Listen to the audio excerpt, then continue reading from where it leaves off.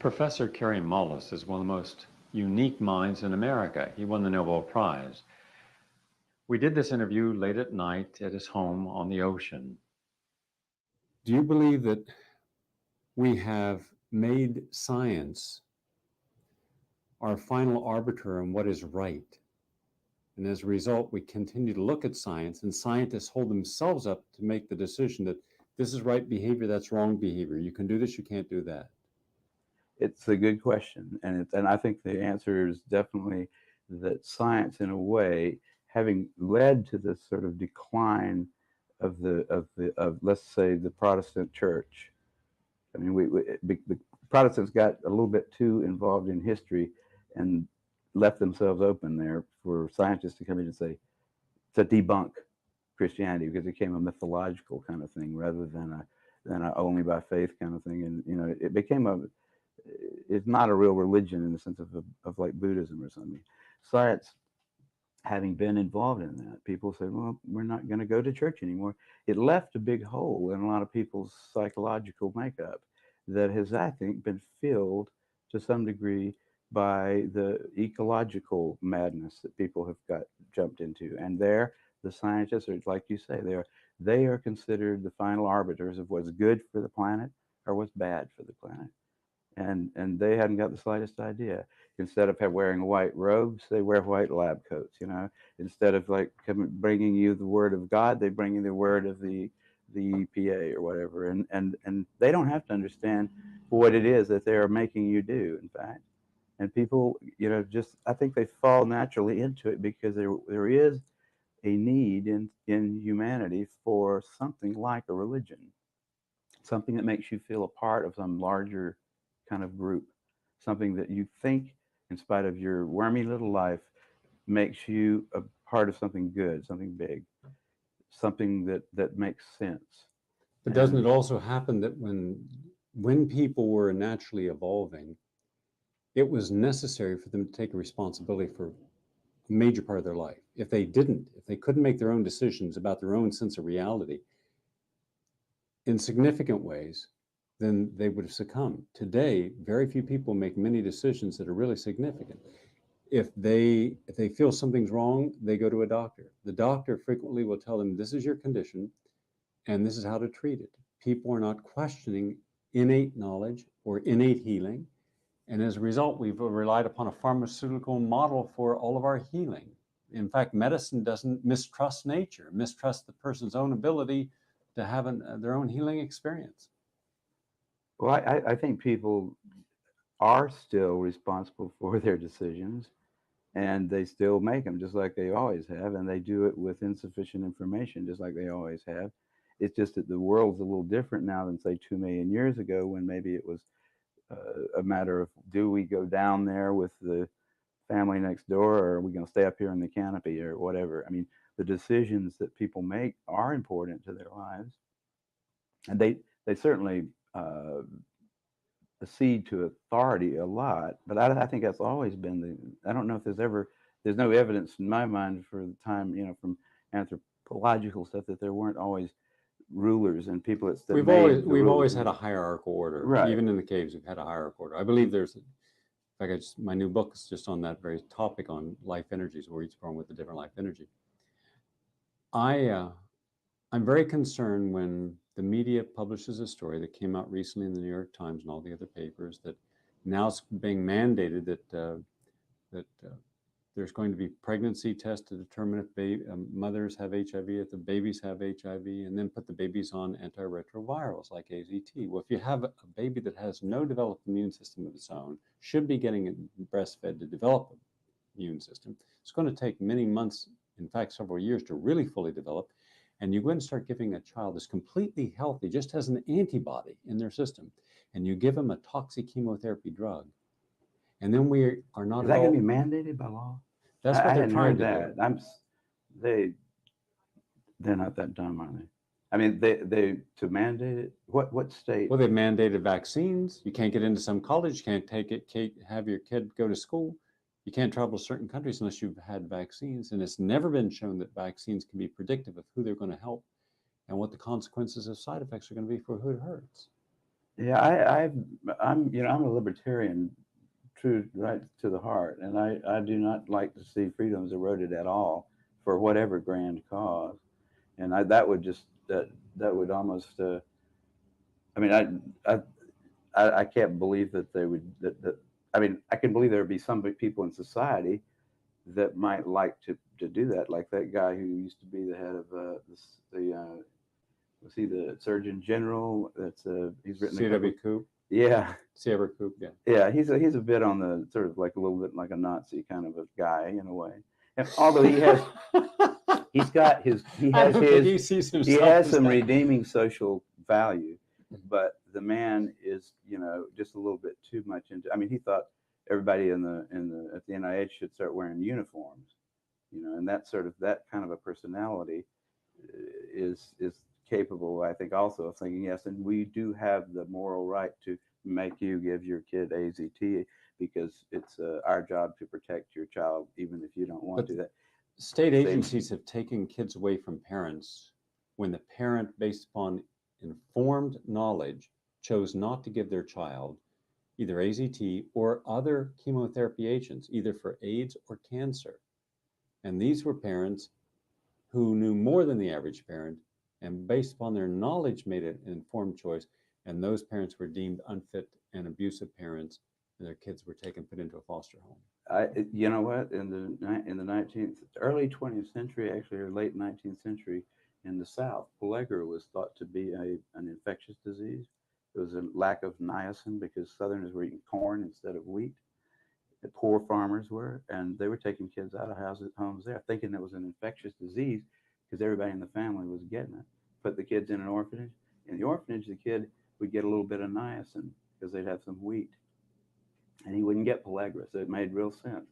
Took some guy, it took him a government research station in South Carolina. Finally got some Goldberg, clever was it? Goldberg. Goldberg. Some Jewish guy came down there with a little brains and said, "Wait a minute, this is not an infectious disease."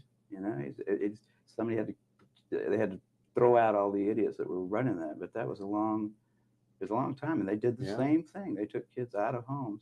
All they needed to do was bring in a little bread, a little whole wheat bread. And does it bother you at all? Every time we need a decision made, we're always looking for some scientist to tell us what to do, whether it's on cancer or almost any issue, where science has become a state religion.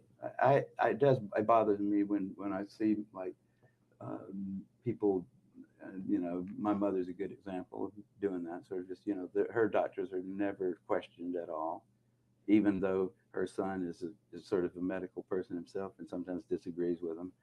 Because I'm her son, of course, I don't have any brains, and her little physicians are always telling her weird things. Yeah, it doesn't bother me so much. I like this planet. I'm not upset about it at all. I'm not a crusader. If I had my way, I would make a few changes, and I would make them slowly and carefully. I wouldn't make any radical kinds of changes. I would change science to be more just to be a little less responsive to central authority. Make it more like if you're going to fund a scientist for something that he says, here's what I'll do for you. You give me $200,000 next year, and I'll do this. I think, well, okay, why don't you just give him the $200,000, let him do what he wants to it. Don't make him tell you what he's doing. Don't make him convince his colleagues that what he's going to work on with it. If he's good enough to give it to him for one thing, just give it to him and let him decide, because you'll get a lot better science that way, and a lot more freedom for scientists to actually pursue their own goals, and a lot more discussion, which is a really important issue today, about what is the proper way to go about what particular problem. The way it's done now it's rather medieval, and it counts on the fact that it's not true anymore, that scientists never lie, that scientists will always be honest, and that they aren't each other's competitor, that they're each other's colleague. The way papers get published, the way grants get funded, all of that stuff is like ancient. It's the structure that worked in the 17th century maybe, but it doesn't work now. It works very, very much against science, which is, I think, one of the better institutions on the planet. I mean, science, is why we are sitting here with, you know, lights and stuff like that, empirical science, but not, it's always, it's almost always flourished better when, you know, dissent was expected and in fact encouraged. To have a central authority like the NIH doing all the medical, making all the medical decisions is kind of ridiculous. Very prone to political positions that it shouldn't be Yes. taking in science. That adulterates science. Oh yeah, it's very, very much. I mean, we knew, if we studied Hegel at all, that after the 60s, there was going to be a swing back to a repressive government, right? I mean, it just was going to happen. There was nothing that you could do to stop it, I don't think. It swung farther than I thought it would ever go, but we definitely got into it. And that's, I mean, the whole business of AIDS, if you want to look at it as in a big picture, AIDS is a Hegelian, you know, it's the pendulum swinging back to the right, saying less permissiveness. You know, people that don't pay attention to their grandmother's code of ethics are going to suffer for it. Right? And it's, I mean, you can figure out all the little mechanisms of how that happened, but you can also just look at it in the big picture and say, yeah, that was going to happen.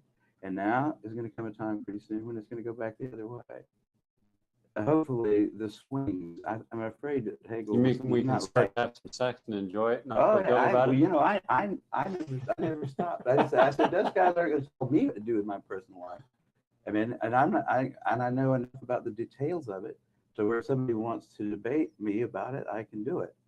But, and I would always try to be informed before I would make that decision. But also, just if you didn't know anything at all about the science of biology, and you just looked at it from a sociological point of view, you should have been ready for the 80s. It's going to happen. It always does. Now, Hegel probably, I think he had the impression that the oscillations get less and less. It's sort of a damped pendulum, you know. It finally settles on something that's great.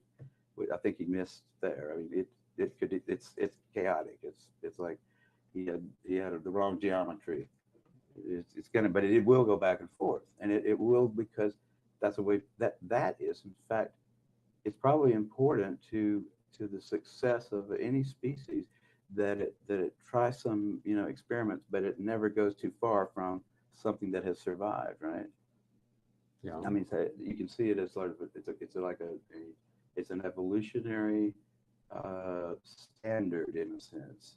The idea that society will swing back and forth, experimenting a little bit, but then returning across some line that has worked in the past. You don't want to just keep going in one direction, because you might just end up falling off a cliff or off the edge of the earth. You destabilize basic institutional control.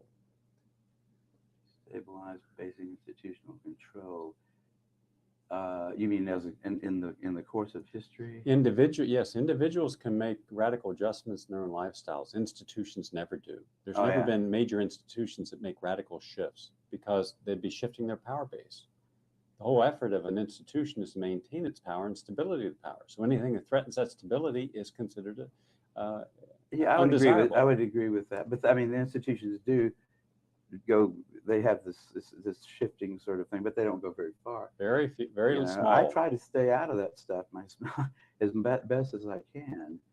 But personally, look this is Peter Duesberg, right? Yeah. Inventing the AIDS virus. Here's a man, the fair-haired scientist, who was considered a poster boy of science, right? California Scientist of the Year in 1974, I think it was. And now he's a pariah. Not in this house.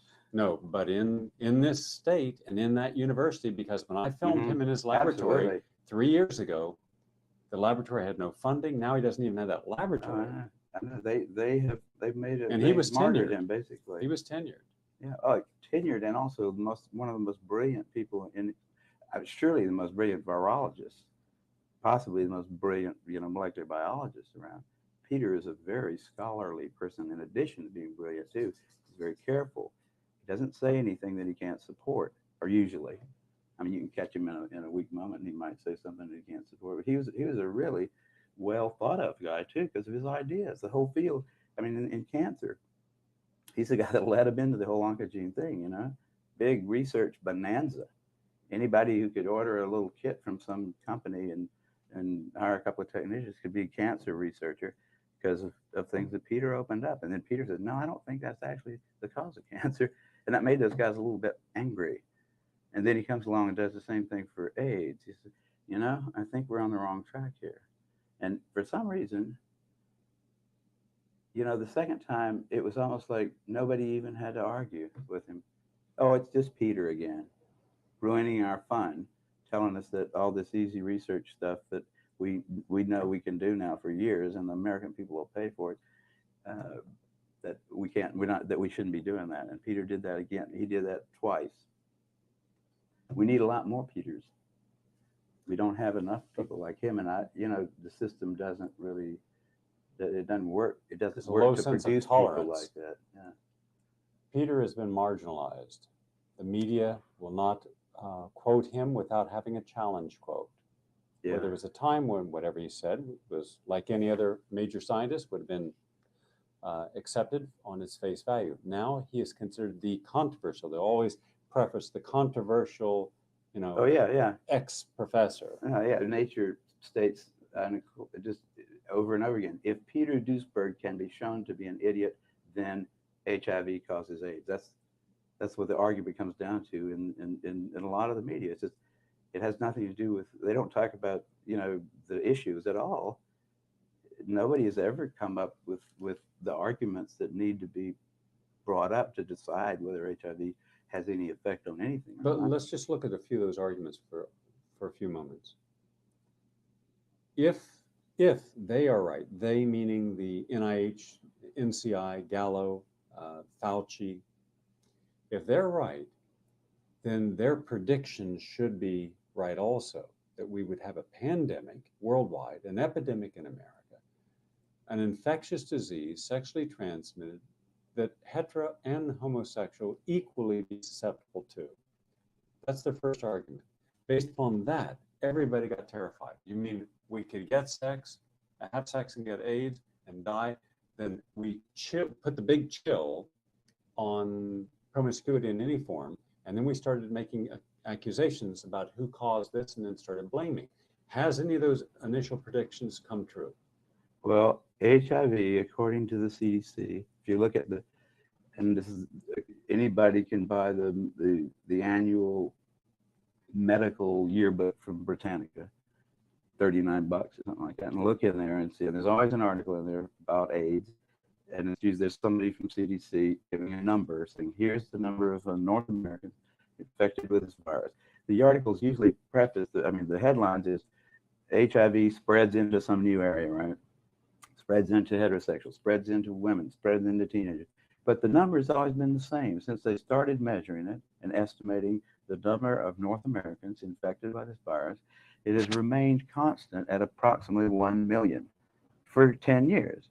That is not an epidemic. Now it's okay. They had to drop it because they had realized all the false positives were starting to really mount up when they got into a population that did not have a lot of positives, and then the false positives become predominant.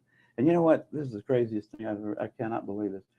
When you find a kid, like a 19-year-old boy from Montana who's joining the Air Force, he turns up HIV positive, and he's not been around the block too often. Nobody's ever bothered to check his mother to see if his mother is also HIV positive, in spite of the fact that we all know that if a mother is HIV positive, there's a 20 to 30% chance that all of her offspring will be. Right? Everybody accepts that.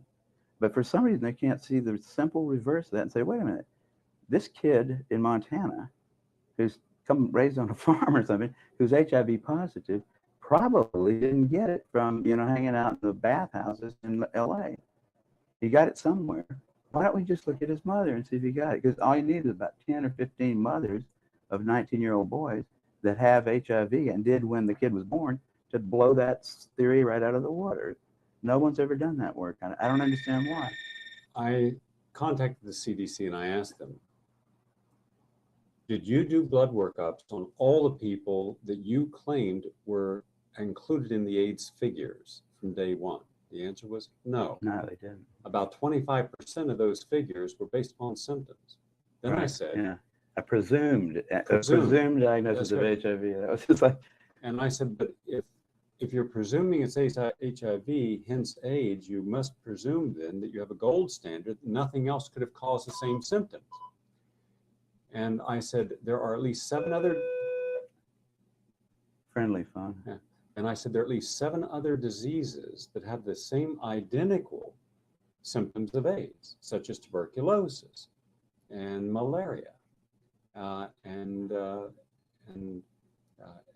also cytomegalovirus in its advanced stage and tertiary syphilis. And I was going through some of the diseases I had found that have this, and they kind of shrugged their shoulders and didn't address the issue at all. They just avoided it. Then I asked them about Africa, and I said, no. And in this documentary, there's 5 countries in Africa that have, that you will see where doctors who spend much of their life in Africa, their whole life as professional physicians in Africa, haven't seen a single case of AIDS. Right. No, the African thing is a big joke. I mean, it's a bad joke, but it is a joke. In the epicenter, they're saying, yes, we have malaria and we have TB, and they're not being treated because we're not getting any money, and they can be prevented, and we can cure these people. We don't have fresh drinking water. They're drinking, and you'll see in the film, people drinking right out of septic water.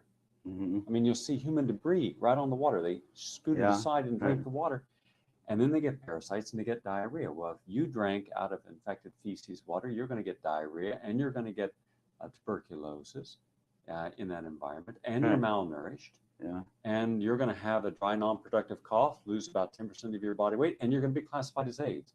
Right. And he says, but if we give money for AIDS, then suddenly you'll see these new cars driving through the highways here with loads of condoms and pamphlets, but not a single antibiotic to help anyone with tuberculosis or AIDS or with the World Health malaria. Organization has totally messed up. I mean, following the lead of the NIH, and those things. The article I read, this article about, it was a year ago, I think, in Nature, that just, I could not believe that it was in there. It's about 10 or 15 doctors with their names on it. They studied the prostitutes in some little Eastern African country right above Liberia. I forgot the name of it. It's a coastal country. They had gone there 5 years before and found that 75% of the prostitutes were HIV positive. They predicted if they came back in 5 years, half of them would be dead. Right? So they come back in 5 years, and there's no bodies to count. There's no dead prostitutes to do autopsies on. They're still HIV positive according to their tests, which there's cross reactivity with all kinds of things. And their conclusion in the paper was that when that should have told them right there, I said, wait a minute, HIV doesn't seem to be hurting these people. The conclusion was these people have got this is in Nature, a special strain of HIV, which number 1 does not cause any disease. Number 2, it protects you from the strains that are rampant throughout Africa that do cause disease. And we ought to study these people further because we might be able to develop a vaccine out of this. That was published in Nature, and it is on its face. I mean, even a 6th grader, I think, looking at the logic there, would say, wait a minute, these guys, the emperor has no clothes here. There's something serious wrong with the mind of these people. You know, they come in with a conclusion, and they just won't ever examine it. They don't, and when they see direct evidence that their conclusion is wrong, they just make up some ridiculous thing like that. And the WHO gives them money to come back there, and they probably have a nice hotel on the beach there. But it's and doctors like to go on little vacations to collect blood, things like that, which don't take a lot of time, but they take it back home and study it for a year. When they said that it was over about 4 years ago, they said that AIDS is now becoming an epidemic in the Black community. And that all the Black women, heterosexuals also, that's when it started to make its move. They suddenly became heterosexuals, but they said it was Black heterosexuals. So I went into the hospitals in Connecticut, in Pennsylvania, and started contacting hospitals around the United States. Not inner city hospitals, regular hospitals. Couldn't find any cases of AIDS or HIV-infected babies. I went to Hall Hospital in Brooklyn, which is exclusively inner city, very depressed, poor people and a lot of intravenous drug users. And I spoke with in fact, I spoke with several of the physicians, including one of the head of pediatrics, and the woman said, yes, we have a lot of women come in here who are IV drug users. They're malnourished, they've got tuberculosis, they would normally be dead if we didn't get them off the street and give them some treatment. Because normally drug users who are heavy mainline, they die. You know, they've always died. You know, they're not in optimal health. And she said, yes, the babies will be positive and most are black. So hence, they take one hospital and they make all the statistics from that hospital as if it related to all the blacks in America. When you're dealing with less than 1/100th of 1% of blacks in the total country, but you make that suddenly represent a population group. And how you manipulate that statistic by not showing that it's all hospitals and it's all blacks, and that these are IV drug users. Suddenly the IV drug user becomes representative of heterosexual transmission. Yeah. I mean, and I can't understand why no one's challenging this. Well, you know, I've been challenging it, but not real loud, because this is the first time PBS has come into my house and said, hey, what do you think about this? You know, I've had to fight really hard, you know, to get anybody. But usually I go to I mean, until this year, when things are slowly starting to change, I think people are starting to realize this is serious, and these guys have got big woolen bags over their heads or something. They've been fooling us. They know, you know, people that are AIDS researchers now are getting neurotic if you ask them any questions. There was a time when I first started asking questions, all I wanted was, where are the papers? Just tell me the papers that you read that convinced you that HIV was the cause of AIDS, because I need to reference those papers. In I was working on a test for HIV with PCR. I needed to write a little report to the NIH and say, here's the progress we've made. And the first line of it was, HIV is the probable cause of AIDS. And I thought that was true. This is before I got involved. And I said, what's the reference for that quote? And I looked for it for about 2 or 3 years, and I never could find it. And by the end of 2 years, I'd ask everybody at every meeting that I'd gone to that talked about AIDS. I'd ask, you know, I'd look through every computer database. There is no reference. There is nobody who should get credit for that statement. And that's a pretty weird situation in science, where getting credit for a discovery is the most important thing in your life as a scientist. You want your work to be associated with you, especially if it's got to do with something that's so important in the world that they're spending billions of dollars on it. We ought to know who was it that should get credit for pointing out to us that HIV was the probable cause of AIDS. And probable is not a very powerful word, but there is no such person. There is no paper, there's no group of papers. They can say, well, it's in there somewhere, but it's not in there somewhere. Gallo couldn't find it for you? Gallo wouldn't talk to me, but Montagnier couldn't find it for me. Montagnier said, why don't you, first they say, look at the CDC report. Okay, they're talking about the bulletin of mortality and morbidity that comes out every couple of weeks. That's not a scientific publication in the sense of, here's the data, here's the arguments, here's the conclusions.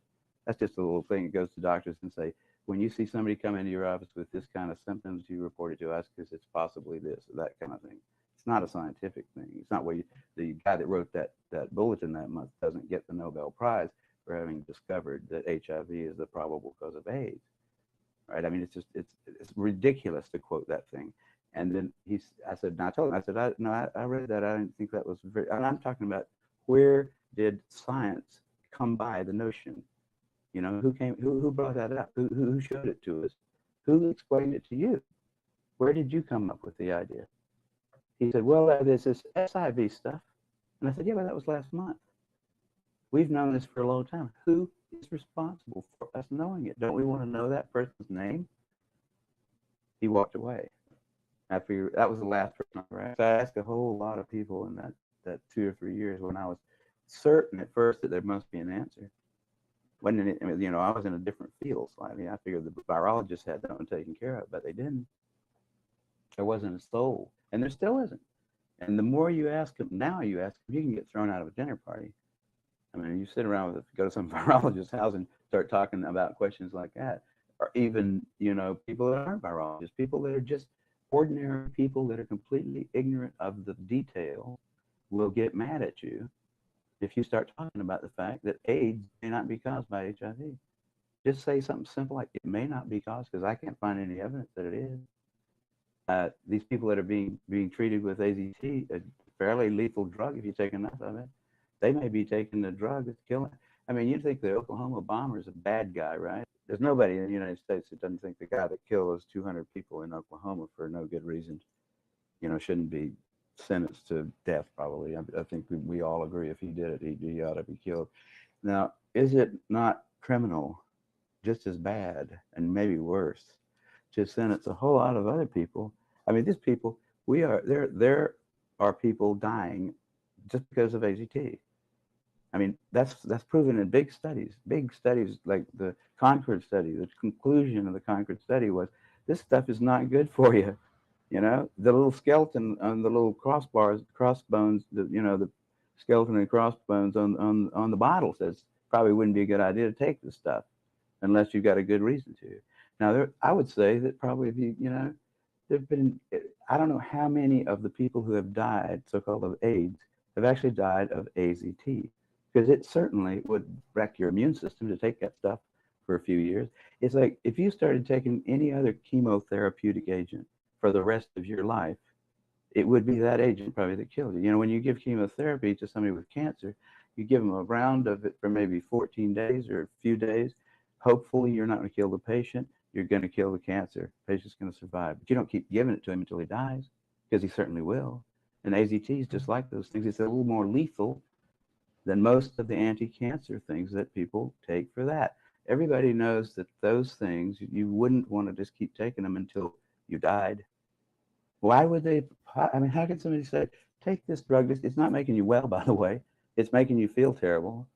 But we don't have anything else to give you, and this is going to cost you $8,000 a year. And because someone postulated that the AZT would stimulate T cells. And then it was shown that it did not stimulate T cells, that it was in a healthy way, that it was causing the body to have a hyperimmune reaction.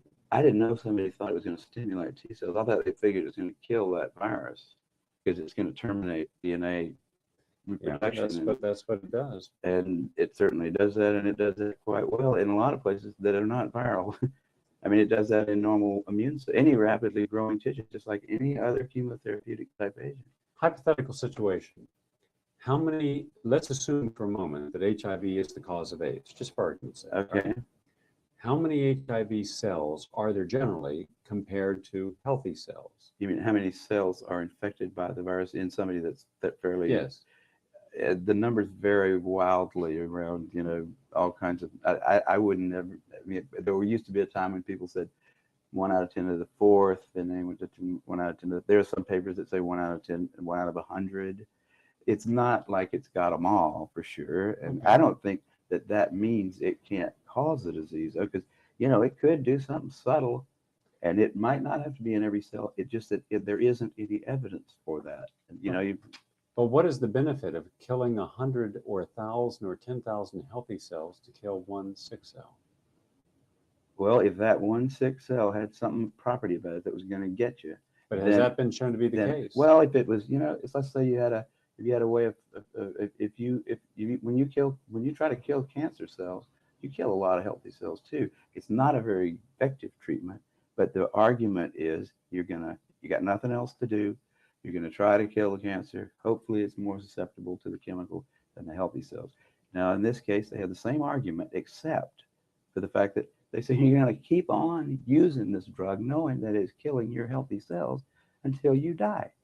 You're not going to take it for 2 weeks and then hope that you've killed all the HIV and now you will be alive.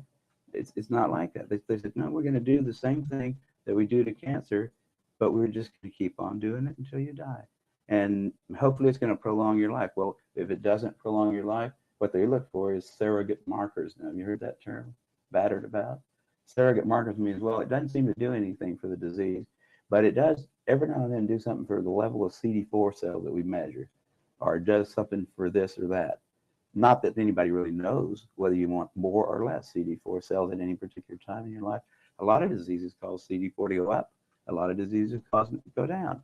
Nobody's even sure if a CD4 cell is always a CD4 cell. It's a marker on the cell at the time that they do this little counting procedure, which is to stick a fluorescent tag on there and say the ones that light up have CD4 on the outside. And we don't really know what those cells do. The immune system is incredibly complicated. And the immunologist brains are not nearly complicated enough to deal with it. We have these little, there are theories all over the place, but no real competent immunologist would tell you that CD4 levels was a surrogate marker for anything until we know more about it. But that's what they're using. That's what the FDA is saying. Yeah, you don't have to show that it helps them. These protease inhibitors, the same thing. You don't have to show that it helps the patient. You don't have to show a single life saved. All you have to do is show some little clinical indicator has changed in a way that somebody is hoping is going to make you better. I mean, it's a round argument. I took a group of individuals who were HIV positive, husband and wife. They've both been intravenous drug users for about 8 years. Put them on a detoxification program, gave them a protocol under a physician where they were using ozone, vitamin C drips, bitter melon several times a day, liver flushes, blood cleansing with a lot of chlorophyll-rich juices, and glutathione intravenous. At the end of 1 year, the woman seroconverted to negative, and her T cells went from around 400 to 1,200. The husband's were at 0. Both are ideally healthy. There's not a single opportunistic infection. Not only that, there's no indicator infections. For instance, they had cytomegalovirus, they don't have it. Herpes, they don't have it. Herpes 6 and mycoplasma don't have it. So here's two people. He's a construction worker, right? Yeah. Totally healthy. She's totally healthy. He has 0 T cells. She has a lot of T cells. Hers went up, his went down. And so clearly in this case, the T cells were irrelevant. I mean, nobody was counting those cells with those the markers like CD4, CD2, CD8, that kind of stuff. Those had just become available to Gottlieb. I think is the guy that did it in Los Angeles as AIDS came about. Okay, he had about 5 patients that were AIDS patients. His personal research interest was in using these new antibodies, OK4, OK8, that somebody in Japan had made that could distinguish types of T cells. That was just a research interest of his. He wanted to see what they would tell him. You know what they did, and then they came up with names for like helpers and suppressors and that kind of stuff. But they really didn't know. They didn't have any experience. There was no experience. There was no log of what a CD4 level meant before AIDS came along. And then they decided low CD4, bad. High CD4, good. Go up to the Andes and look at somebody who's never had an infectious disease. I'll bet you they don't have any CD4 cells at all. They don't need them probably. They maybe have a couple waiting. But I mean, we don't know those kind of. I took a group of marathon runners who were terribly healthy, never had any risk factors at all. Vegetarian, and they were running a marathon. All of their CD4 cells were very low. In fact, so low, even though they were totally healthy, getting ready for the marathon, that had they gone in with any kind of experience of a symptom and someone measured their blood, they'd have said, oh, you're a candidate for AIDS. Mm-hmm. So there are many conditions. Cytomegalovirus will bring your CD4 down. Epstein-Barr virus, ubiquitous in our population, 90% of the public have this. Herpes will bring your CD4 down. Malaria brings your CD4 down. TB throws them clear down into the cellar. So when something is so inaccurate, to make that a gold standard, that concerns me. Also, well, it's ridiculous, is what it is, and the question really is whether it should be considered criminal behavior on the part of people who have the public trust. I mean, it is criminal behavior to set off a bomb in a federal building. Is it criminal behavior to start passing out poisons to people who have no real diagnosable diseases, to babies, for instance? And the question, I think we get off in the details a lot in this thing, and it has been probably the worst part of it from the point of view of the public. There's only one real question that's relevant, and you don't have to think about CD4 cells. You don't have to think about all these other diseases with Latin names and stuff. You have to think about one thing: who is it, and where is the paper that he wrote down in, who figured out that HIV was the cause of AIDS? Right? Who is that guy?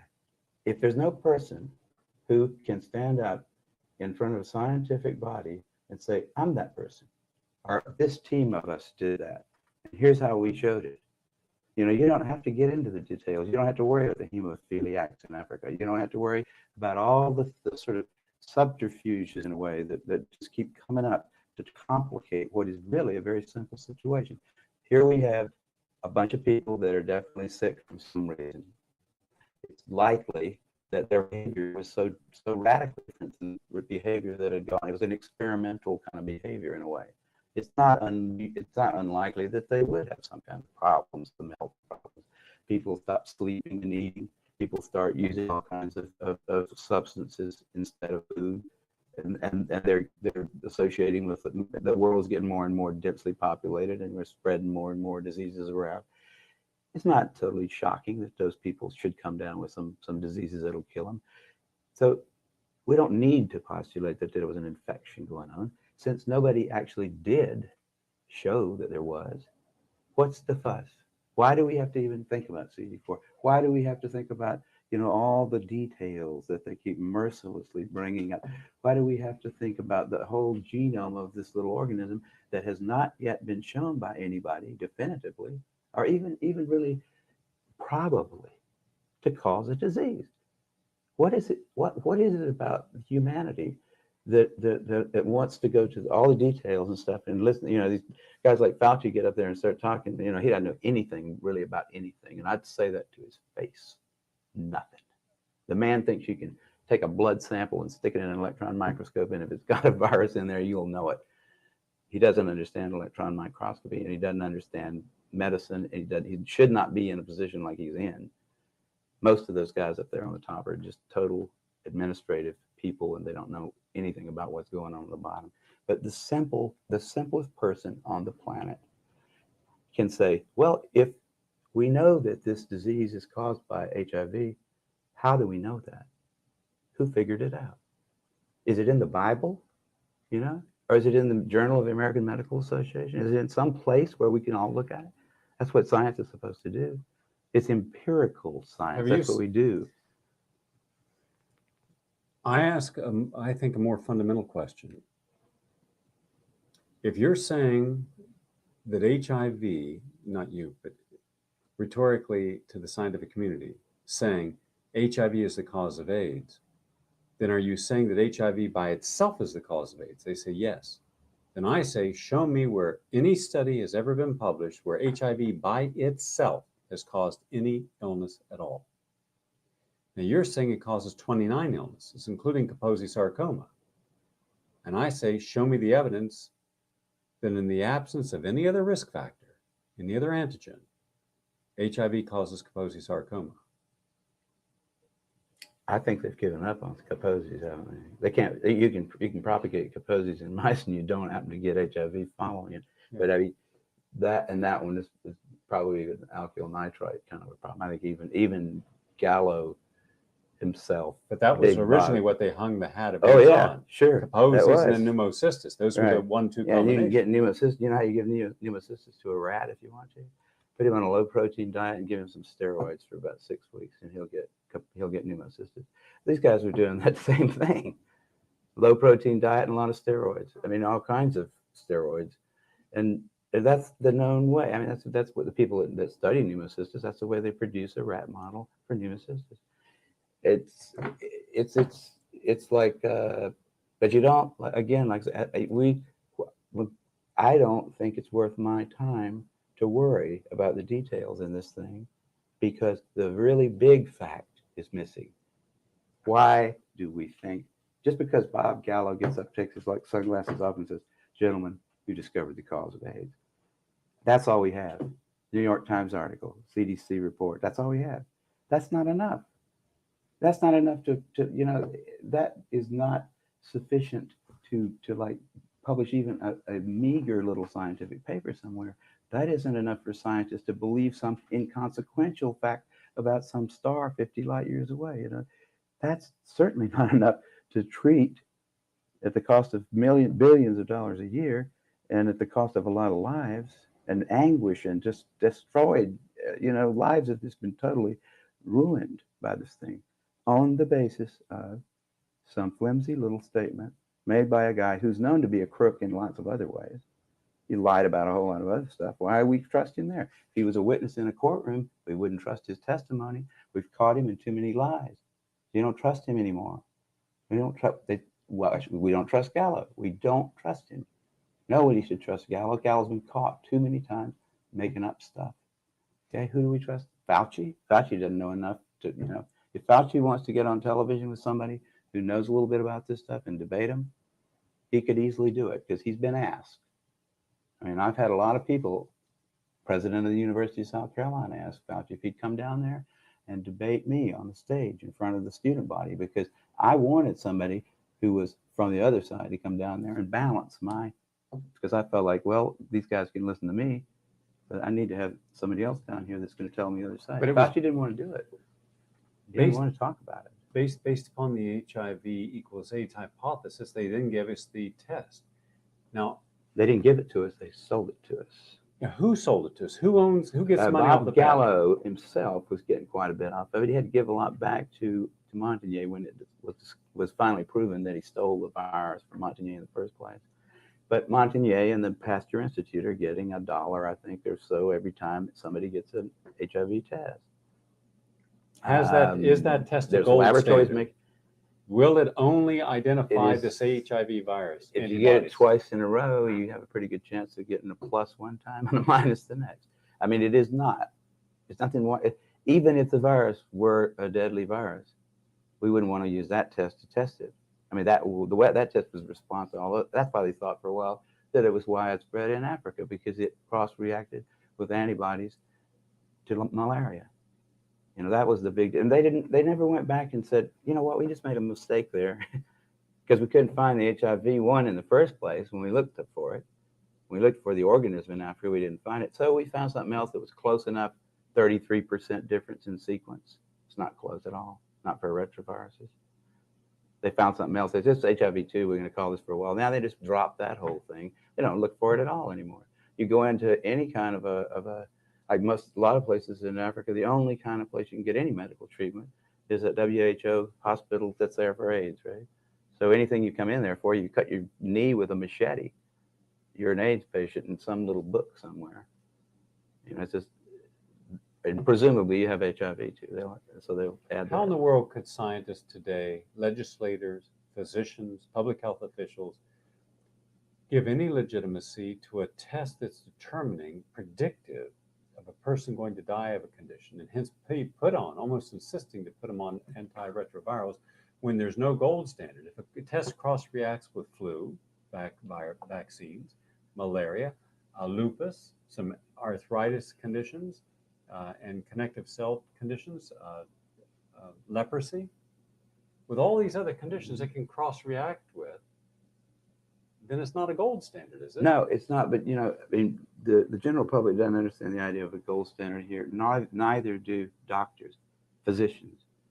I mean, you just pull the average physician away from his convention someplace in Cincinnati or something, and sit down and have dinner with him and talk to him about this kind of a situation, and see how much he really knows. Like, does he know what a Western does? Does he know what a Western blot actually does? I mean, how is it different from this ELISA test? Does he understand how an ELISA test is operated? Does he understand anything about the statistics associated with the times when they've been tried? No, he doesn't. And he doesn't give a damn either. What he knows about is that when he has a patient, he charges them a certain amount of money for every treatment that he does, for every little prescription that he writes, and he likes to have a lot of patients. And the county health department also knows that due to the Ryan-White Act, for every single person who is diagnosed as having AIDS in the county, $2,500 a year from the federal government. So the county health department is actually pressuring doctors by their little subtle ways. They're not coming over and beating them, but don't miss an AIDS case. You report it to us. If it's a positive test on the HIV, you report it to us because it's $2,500 in our pocket every year. I mean, it's kind of there's plenty of reasons why they're doing it, but one of them is not that doctors are intelligent people in this particular. I mean, the doctors have been dumb. The people that have taken the drug have been idiots also. I mean, they really are idiots. Go to some doctor, and he gives you a drug when you're not even feeling bad sometimes, you start taking it and you start feeling worse, or you start feeling bad for the first time, keep on taking it, because otherwise you're going to get sick. And then, you read about it. It's not like you can't find out about AZT. You can find out about it. Look and it's not that hard to look in books like the Merck Manual and stuff like that. See, what is this stuff? What's it used for? Why are they using it here? How did it get approved? Why is it that they would allow Western blot to be used in the United States when it's been discontinued in England because it's worthless? And why is it that they're allowing a test that there's no two countries that have the same standard of how many bands it has to be compatibly reactive with? It's 2 in one country, 3 in another, and 4 in another country, making it very easy to test positive in one country, a little more difficult in another country. If they didn't allow them to charge so much for it, I think there'll be a lot less use of it. I think that money is the only, it's just like in political scandals. Follow the money trail. Figure out who's getting paid for this. Who's getting the money for those Western blots? There's your person who's going to always come down on the side of, you got a confirmatory Western blots, they call it. Do a confirmatory Western blot. Well, let's see. And those things are so hokey, it's just ridiculous. I didn't know they don't even do them in England anymore. No, they not since 1992. It's totally, and ask a doctor how it works. The doctor who prescribes, who says, got to have a Western blot to confirm this ELISA positive thing. How does that work, doctor? Sir, what are they now measuring about me that's different from what they measured with the ELISA test? He wouldn't know. He's not got any idea. I'll bet you there's scarcely 50 physicians in this country that know what a Western blot really is. They know when to order it, and they know they get a kickback on it probably. They make some money from having to take the blood or whatever. And they make money by prescribing AZT. They get money every time they turn around. They get money. Money is what makes it work. Interpret the test also. Well, of course. Why is it that a person would get a vaccine shot like hepatitis or measles to create antibodies, to get an antigen reaction, so that the body will now have a memory cell, so that when they're exposed in the future, they will be able to call upon that immune response? But when you have an antibody to the HIV virus, it's always predictive of causing the disease. It was because I would say they didn't have well enough developed way to look for the virus itself at the very beginning. They could only look for the antibodies to it at first. PCR came along right about the same time that HIV did. And it was at CETUS that people started looking with PCR for HIV. That was the only way to see it, except for culture, which was a long, protracted procedure, which a lot of times didn't turn up the right. The results there weren't very good either. Can be contaminated. Oh, the cultures, the whole method, that cell biology is a bunch of magic half the time. And those culture, the people that say they can do quantitative estimations of HIV from cultures are just, they're fooling themselves. But I would say the answer to the question is the antibody test was something they could quickly develop. That's what Gallo did and sell. And so he did. And he said, we're going to make a lot of money off this. Everybody in the world is going to have to take the test to find out who's going to die of the plague. And a lot of people did take it, and he got a lot of money for it. I mean, and there's all kind of people all the way down the line getting paid for doing something that's absolutely insane. I mean, now, where is John Q. Public? He's busy playing video games or something. He's not, he's asleep at the wheel. He's not saying, what are these guys trying to pull? I thought antibodies when I was in high school were good for you. Isn't that what cures your diseases? And if we're going to make a vaccine for this thing, isn't that going to make antibodies to it? Would that be the way a vaccine would work? So if you take a vaccine for HIV, you get AIDS, don't you? Yeah, antibody gets an antibody. It's like ridiculous. If we had a vaccine out there widely used, and everybody that taking it would say, well, let's see, how do you tell whether they don't have it or not? But you're talking about 100,000 scientists who are making $6 billion this year, more than on cancer and heart disease combined. Mm-hmm. You'll have probably 5,000 to 15,000 studies written and published over the next year and a half to 2 years on this phenomenon. Everyone wants to be a part of that action. Why is it there's only a small handful of scientists like yourself and Gilbert and Duisberg who are willing to challenge this? What makes you different than 100,000? One thing that makes me different is I don't have answer to anybody for money. See, I don't work for some organization like that Tony Fauci happens to be the head of.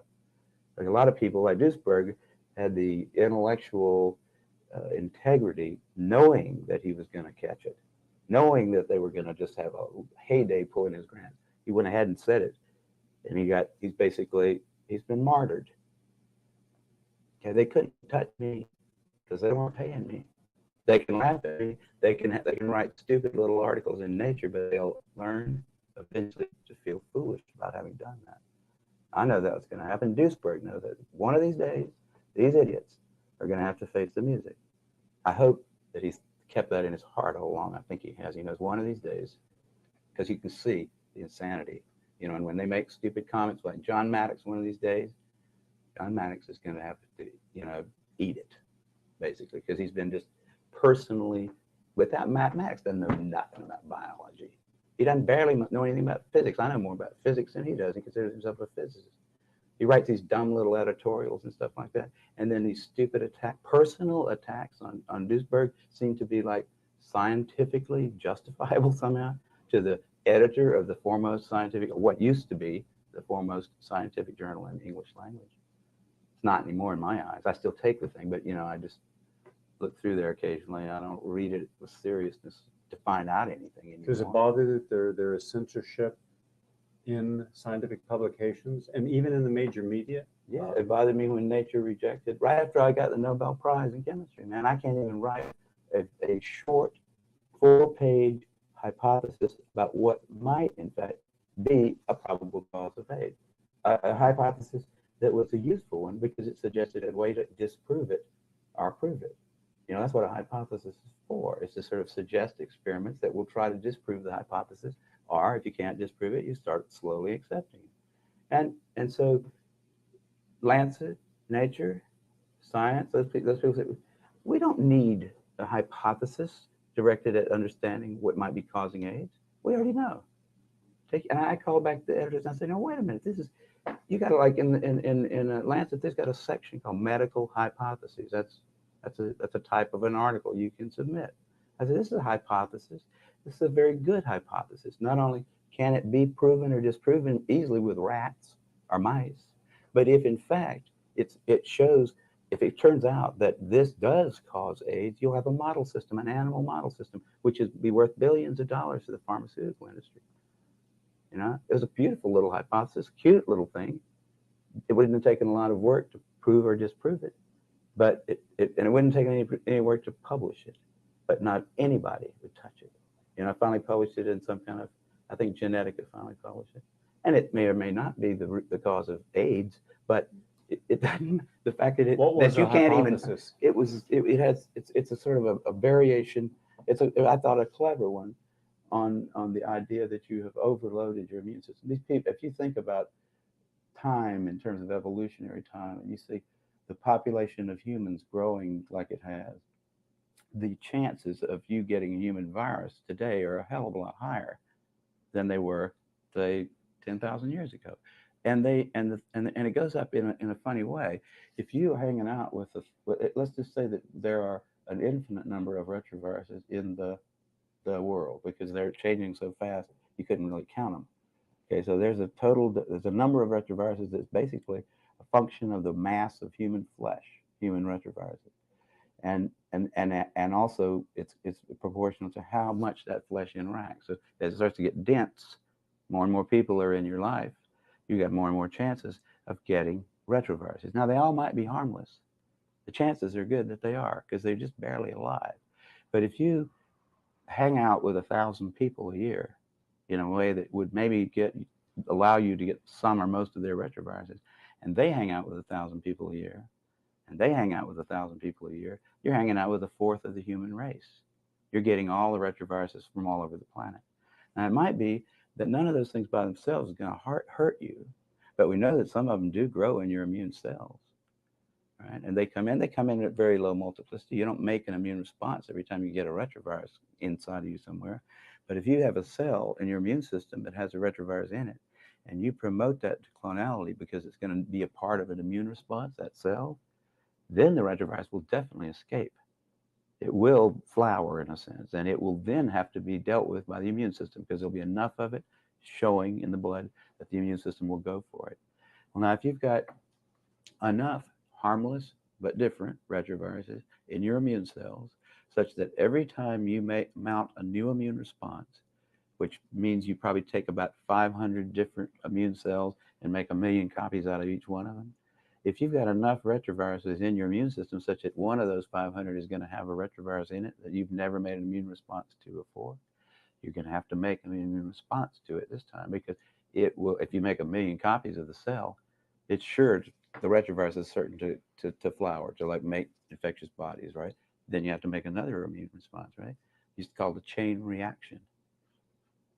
See, it's all you have to do is have enough retroviruses in your immune cells, and we know that they can get in there, right? And we know that there's an infinite number of them out there, and we know there must be some level of contact with humanity that will cause you individually during your life to accumulate so many different retroviruses in your immune system. In the real risk group, which is the people that were undernourished, the people that were exposing themselves to a lot of other humans in environments where viruses could be easily passed around, if they were, I mean, there's a whole bunch of things about those guys that was different than normal people.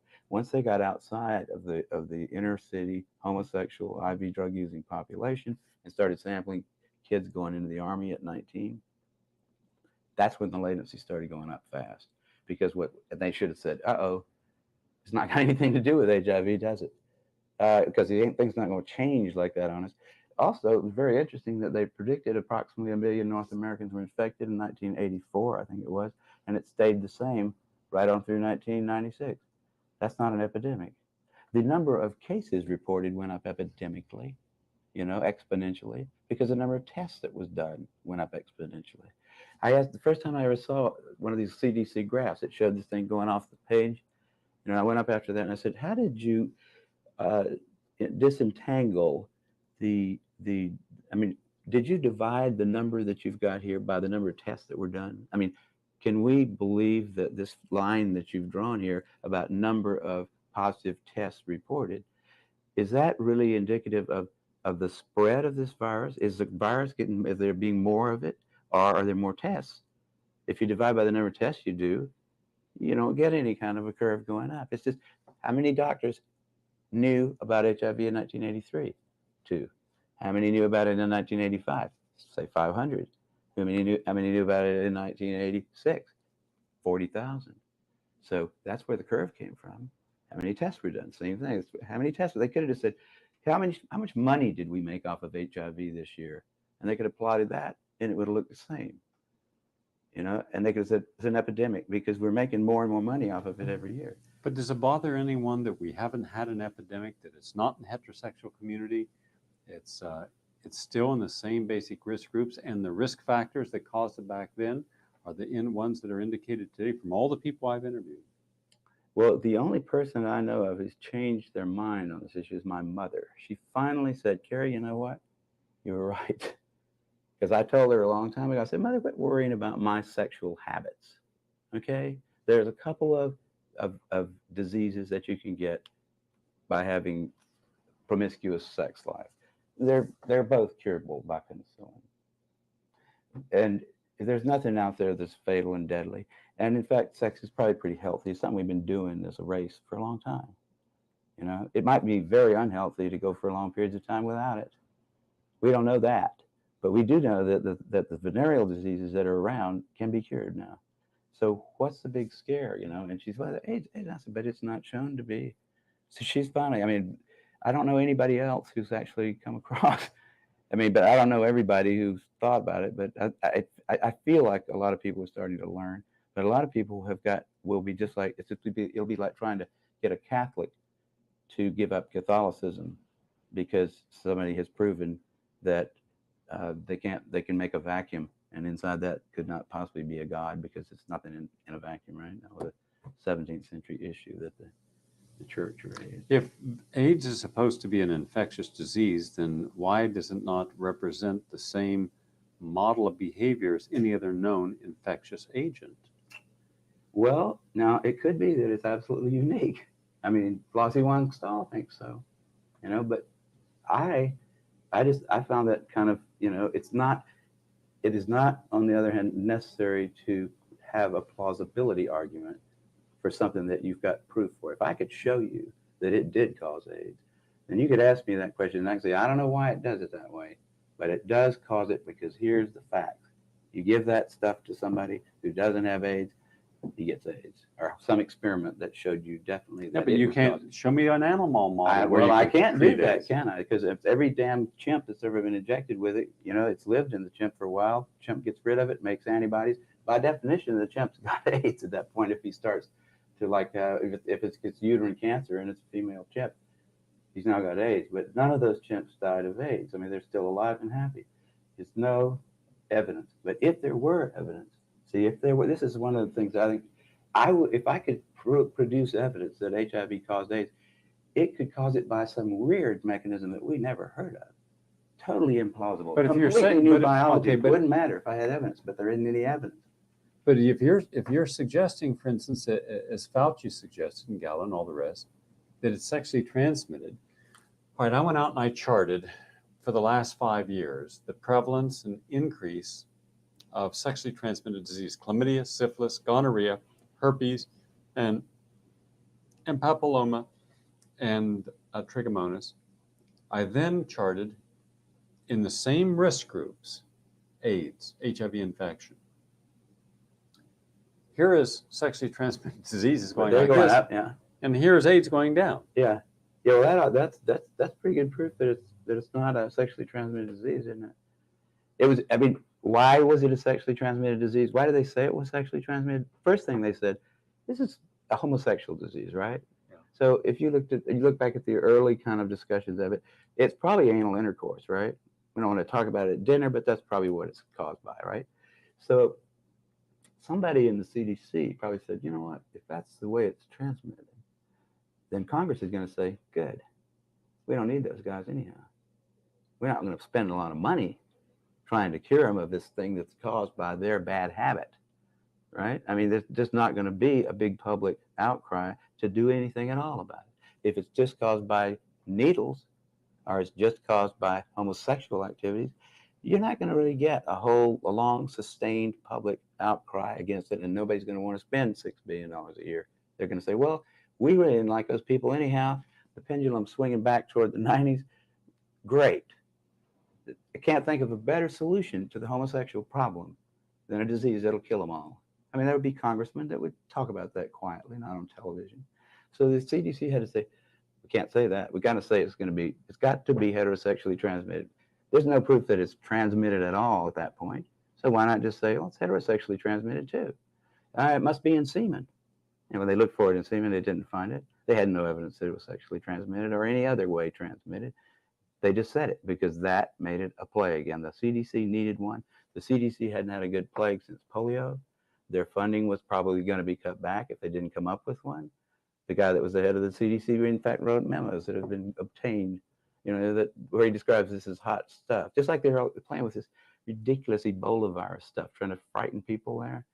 That's like Coop probably loves it. He'd love to see Ebola come into Florida and start sweeping across the Southeast. He could take his uniformed troops. They could have barricades. It could be just like in the movie. Those guys have got an agenda, which is not what we would like them to have, being that we pay for them to take care of our health in some way. They've got a personal kind of agenda. They make up their own rules as they go. They change them when they want to. And they smugly, like Tony Fauci, does not mind going on television in front of the people that pay his salary and lie directly into the camera. I mean, Did you ever meet Linus Pauling? I unfortunately did not bother to go down there, just like I didn't go up to see Richard Feynman until he was dead. Because there were two people I wish I had just said hi, just like shake your hand, because you're cool people. I knew Linus Pauling for a long time, and I found it interesting that of all the Nobel laureates in the United States and around the world, he, having two unshared, I'm not aware of any other American to have two unshared Nobel Prizes, was never respected again by mainstream medicine or science when he supported that vitamin C could cause an improvement in people with terminal cancer. And I watched how all of his funding dried up, even though he was one of the founding members of the National Academy of Science. He couldn't even get a grant from them. And it took him almost 14 years just to get a mediocre grant to study cancer. Even when the Mayo Clinic supposedly reproduced his results that he had obtained at the Vale of Leven Hospital in Scotland, where he and Dr. Ewan Cameron took a group of terminally ill cancer patients, divided them in half, gave half 10,000 milligrams of vitamin C every day of their life. Another group got a placebo, and there was a statistically significant improvement in people who were receiving vitamin C. They turned around and did it at the Mayo Clinic, but they didn't use the same criteria. Pauling says don't use people who have chemotherapy, it'll knock the liver out. They use people with chemotherapy. Pauling says you have to give vitamin C every single day. They didn't. And so it was not the same study, yet they published it saying they duplicated his work. Then when they went to publish the results of what is a terribly flawed study, they didn't even give them the courtesy of saying, here's the results, would you like to examine it? And all he was given was a letter to the editor of New England Journal of Medicine long after the study. And I saw at that time how you can take one of the best and brightest in America, much as they did our greatest living scientist of the century, who was destroyed, Dr. Andrew Ivy. There was never a scientist who's been more cited in the scientific literature than Dr. Ivy. He was a jurist, he was a physician, he was a scientist, he was everything. But he supported carbamazepine, and he supported carbamazepine in a correct manner, and they destroyed him. And that's been shown. Now I'm looking at what the media has done to you, projecting you as a flippant, drug-taking, womanizing person who everyone has to wonder how you even got through college, let alone got a Nobel Prize. And I'm thinking, my God, haven't we learned? Haven't we learned from Andrew Ivy and Linus Pauling and Peter Duesberg what they'll do to the best and brightest? Well, you can't expect the sheep to really respect the best and the brightest. They don't know the difference, really. I mean, I like humans. Don't get me wrong, but basically, the vast majority of them do not possess the ability to judge who is and who isn't a really good scientist. I mean, that's a problem. That's a main problem actually with science, I'd say, in this century, because science is being judged by people. Funding is being done by people who don't understand it. I'm sure a lot of people could sit down with Linus Pauling and not realize that he was a brilliant man. I mean, most people wouldn't know him from, somebody who just was a little taller or something. I mean, nobody knows Richard Feynman. Or Richard finally showed a few people that, when he said, here's the O-ring, here's some cold water, see what happens. That he at least knew how to, but most people don't understand what a brilliant guy that Feynman was. There's a handful of people at any one time in the world who are capable of really doing innovative things. And usually those people turn out to care for their fellow man. They respect them in a way, although they don't think that most of the people, the great masses of people, really are going to be able to understand what it is they're doing. It's got to, before the transistor radio, most people didn't really understand who John Bardeen was, right? John Bardeen didn't know who John von Neumann was, who was 50 miles away, who needed those transistors really bad with his ENIAC. I mean, there's not a lot of specialized scientists. You don't expect everybody to understand what it is you did. I don't expect my mother to really understand how clever PCR was. I can't explain to her it was only a few people, that really could see what a clever idea that was at first. Now everybody says, well, it's a wonderful thing because we hear about it all over the place. But see, what I'm saying is, if you're one of these people like Linus Pauling, I'm sure Linus did not expect to be appreciated. I find the scorn of the masses to be sort of a, if they love you too much, you're probably doing something wrong, don't you think? I mean, the guys that are, if they're willing to elect a president who lies right in front of them and says, I just put it in my mouth, I didn't inhale it. And by the way, Mr. President, it's illegal to have it in your mouth too, whether you inhale it or not. but somehow these people say, well, that's such a clever way of getting around that issue. What is he? He's a real diplomat, right? He's a lying bastard, is what he is. But we elected him. You know, there wasn't a whole lot of other possibilities. There never is. But that's the kind of people that you don't expect them to know whether Linus Pauling would be. You know, Linus's first paper about that business of ascorbic acid is all it took to convince me, just the theory. He says, look, here's where we came from. 20 million years ago, we're eating the tops of green plants, the little leaves. We're doing it all day long. It's not a very rich substance. It's got a lot of vitamins in it, and we don't cook it so to destroy the vitamin C. Now, we don't make our own. We got used to getting it from those leaves. We come back down the tree, maybe we need it. You know, maybe we don't need it. But it's probably a good chance that, you know, you ought to look into it and see if you do, because you change your diet drastically. And the vitamin C is one of those things, you know, the vitamin, you cook your food and you lose it. It's not stable to heat. I immediately started taking vitamin C, and it tastes pretty good. You know, and it doesn't hurt you unless if I take more than 5 grams a day, I start getting diarrhea, so I don't take any more. But the fact that it won't hurt you, and that there's a good chance that it does something some very smart people say it's very good for you, and they have good reasons to say that. I'd say it's worth you know, it's worth the money that it costs. I take a lot of vitamins just because there's a good chance that our diet right now is not really optimal for our body. It would be unusual if it were, because we've changed our habitat completely, and it takes a long time for biochemistry to catch up with animals. They're fast. You know, they don't just sit in the same spot all the time, and we have to think about, we're animals and we are changing our behavior all the time. We might just need something from our last environment, and that one seemed to me like pretty simple, reasonable.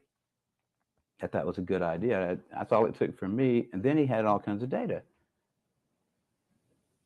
But if he'd have said, take this poison here till you die, because I think you need it.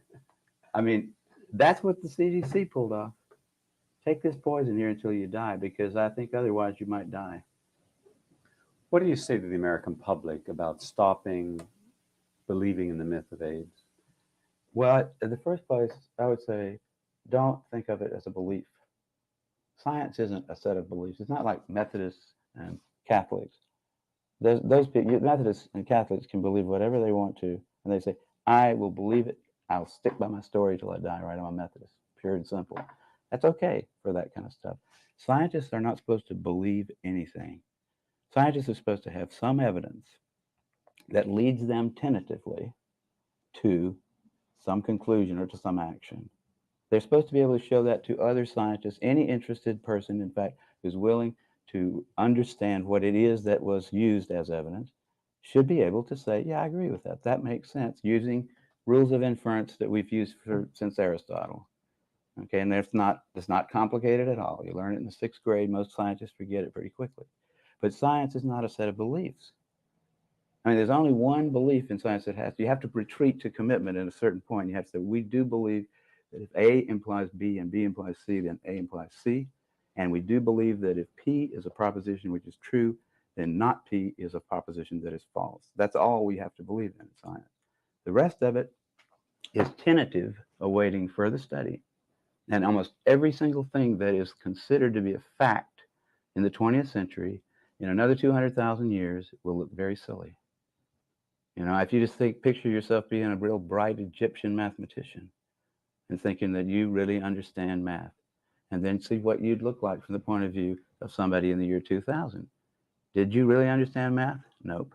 Was any of it right? Nope. It was all wrong in just a little way here, a little bit there, there were things wrong with it. I wouldn't be surprised if 200,000 years ago from now, Aristotelian logic turned out to not be. You know, it's already starting to look kind of funny because of quantum mechanics. Sometimes things are true and not true at the same time. Sometimes effect precedes cause. Time isn't quite what we think it is either. Nothing is certain in science. There's no room for beliefs. Beliefs are for things where you want to have a belief that helps bolster your courage in something in order to act. So that's what religion's for. You know, there you say, I'm going to believe in something that's going to help me to get through this mess out here that I've got to get through. And I'm going to do that because it's useful for me to believe that. And the harder I believe in it, the more powerful I get in a way, especially if I want to start be bossing a lot of people around and I can get them to believe the same thing. That's a belief.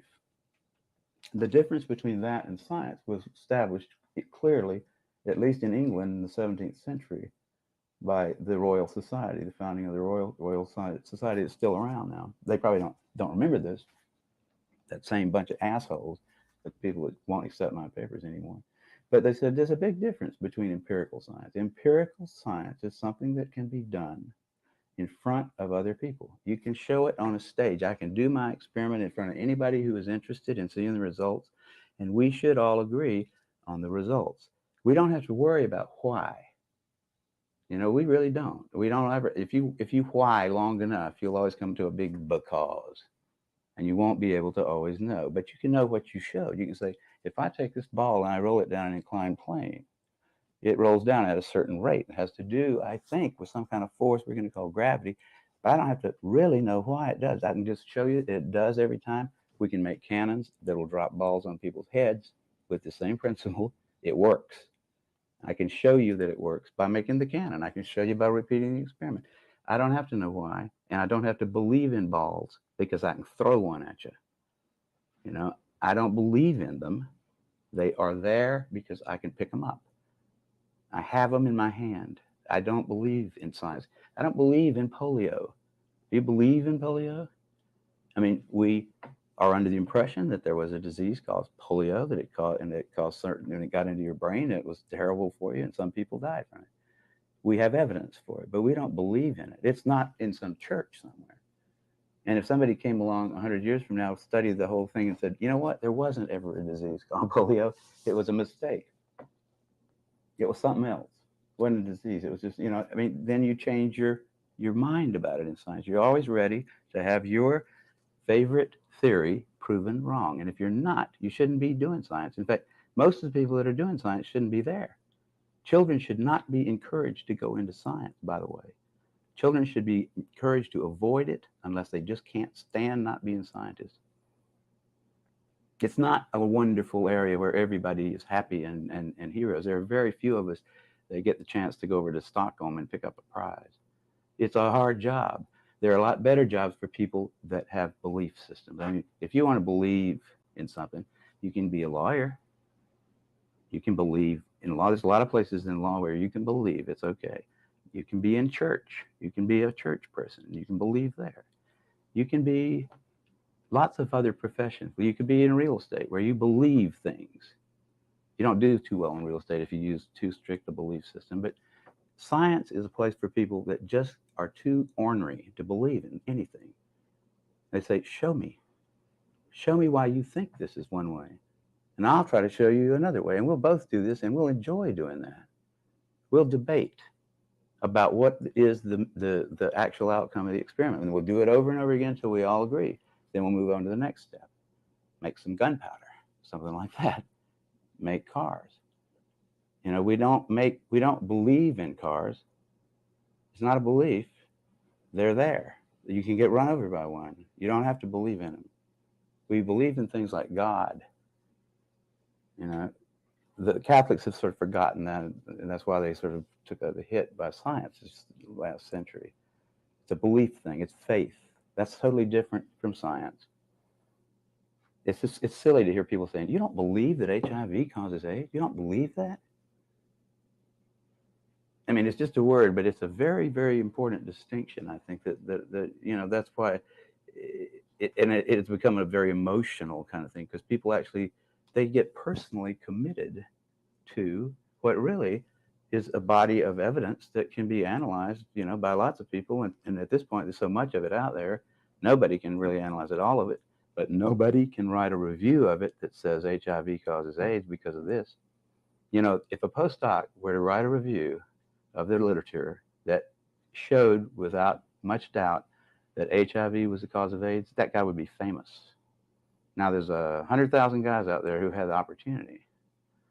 10 years has passed. We've been waiting for this star postdoctoral fella to distinguish himself forever and get a lifelong grant from Tony Fauci, but he hasn't shown up. No one has bothered to write a definitive review. Any journal would take it. That right there proves that HIV does not cause AIDS by induction. Then what have we seen in the photograph? Have we photographed AIDS? Do we have AIDS in a test tube? Because if we haven't proven HIV causes AIDS, then can we show that what we're calling HIV is an actual organism? Nobody has actually purified HIV. There's no little bottle of HIV anywhere on the planet that's just got HIV in it. They have cell lines that they think that it's growing in. There are a lot of people that think it's not even there at all. But I mean, I wouldn't doubt that it's there. I think anything you can imagine is there somewhere, you know, but whether it's there or not is not the question. The question is, does it do anything with regard to these set of diseases that we've now called AIDS? And it's such a bit of it's a tangled web of madness by calling all those things AIDS, by just making it more and more and more complicated to figure out what causes what. See, it's like that's not the way science works. It's a real bizarre thing to have 100,000 people being paid to do something that strange, to take a whole bunch of diseases, to lump them all into this one big thing. This great, I mean, pretty soon there won't be anything that's not AIDS if they keep going at the rate they're going. You say, well, let's see what will happen in 100 years. How many diseases will be on that list? They put uterine cancer on there. That was stretching the imagination quite a ways, wasn't it?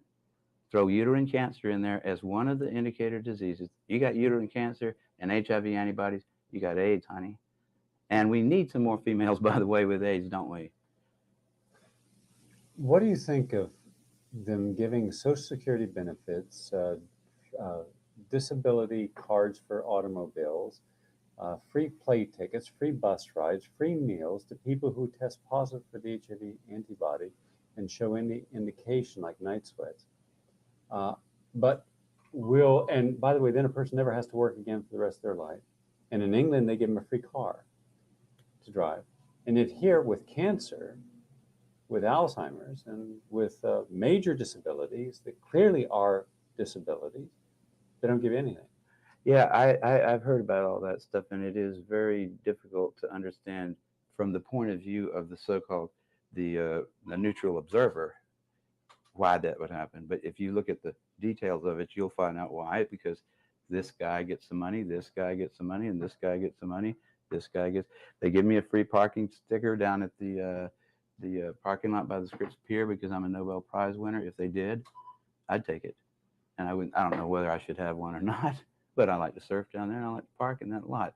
But I mean, people will take things if you give them to them. And if the process of giving out the money, everybody's always skimming it, right? I mean, in government handout things, if somebody's always making money off the process of giving it away, don't you think? I mean, and it's become such the issue of this ridiculous thing is this whole, it's like,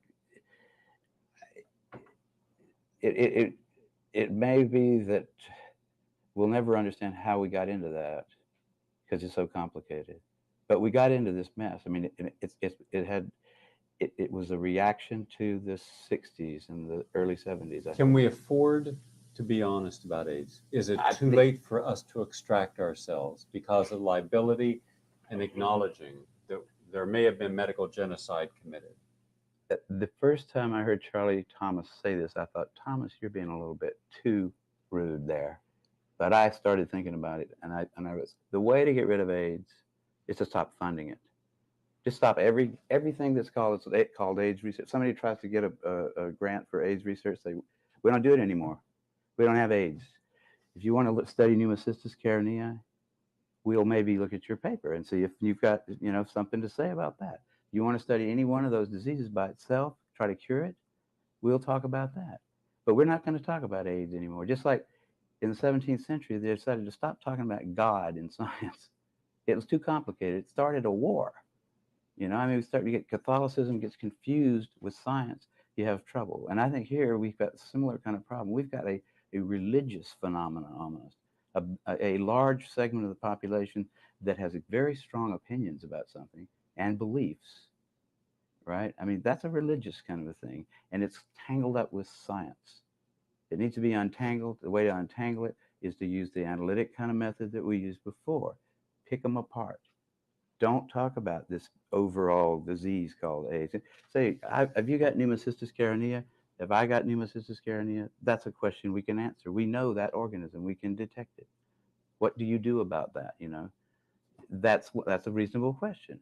But whether or not you have AIDS or not is not, because the definition of AIDS is so complicated that nobody can understand it. You know, and it's like it's the same kind of thing that was. It's like it becomes when beliefs get tangled up with facts, matters of fact become matters of religious kind of significance. Where if somebody gets mad at you for asking him a question in a scientific meeting, or says, we're never going to have Kary Mullis at the European Union of whatever kind of scientists, or they put it in Nature, because he came in there and had the audacity to tell people that it might not be that bad to have sex, that AIDS might not be something you get from sex, that I don't see any evidence for it, is all I said. I don't see any evidence for it.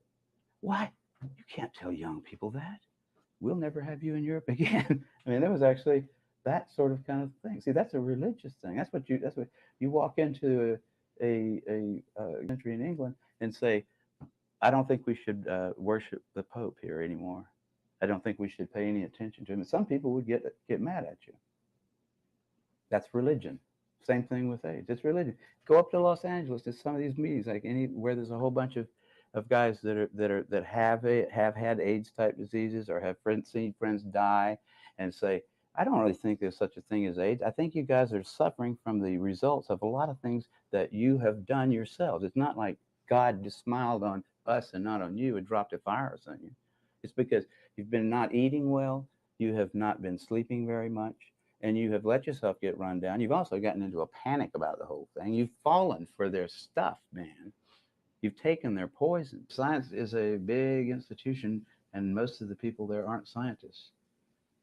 You know? What do you think of all these people now who are willing to take what sometimes are very brilliant minds and apply it specifically just to helping a major industry market a product, even when the results of what that company need do not always match the actual science behind it?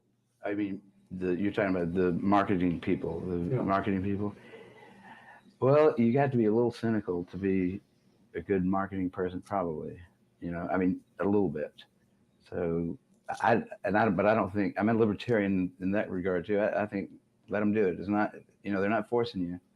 If you're dumb enough to watch that box over there and do what it says to do, then that's your problem. It's not mine. I think it's all right for people to try to, suspend your good judgment for long enough to get your wallet out, whatever. I mean, I think that's okay. People should be subjected to marketing. They shouldn't think that it's, I mean, most people actually distrust marketing. They see it as for what it is. They don't realize that when Tony Fauci gets up and starts talking, he's marketing too.